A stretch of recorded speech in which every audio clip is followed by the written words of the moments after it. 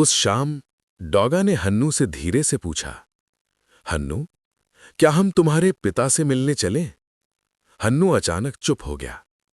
उसकी आंखों में डर और आंसू भर आए।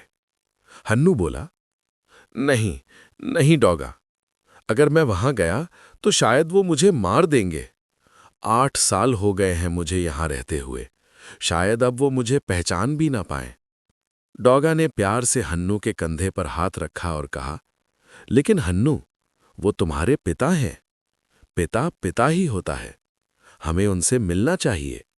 कुछ देर की खामोशी के बाद डॉगा मुस्कुराया और बोला, कल सुबह हम साथ चलेंगे। हन्नू का दिल जोर जोर से धड़कने लगा।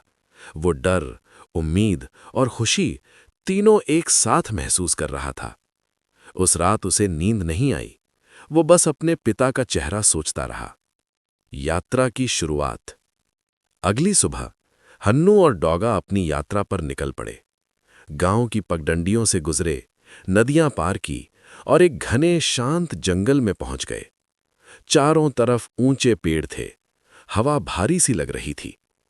तभी उन्होंने देखा, एक बूढ़ा बंदर टूटे हुए पेड़ के तने पर अकेला बैठा था।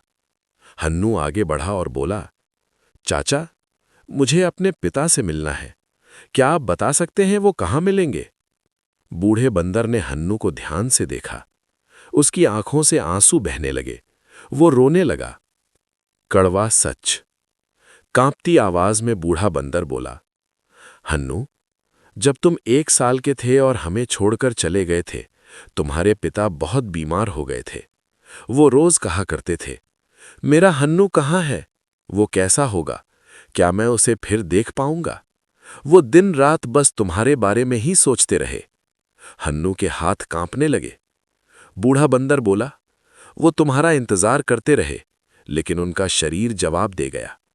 एक दिन तुम्हें याद करते करते वो इस दुनिया से चले गए। हन्नू जमीन पर बैठ गया। उसकी आंखों से आंसू रुकने का नाम नहीं ले रहे थे। बूढ़ा बंदर धीरे से बोला, आओ बेटा, मैं तुम्हें वो जगह दिखाता हूं जहां तुम्हारे पिता सो रहे हैं।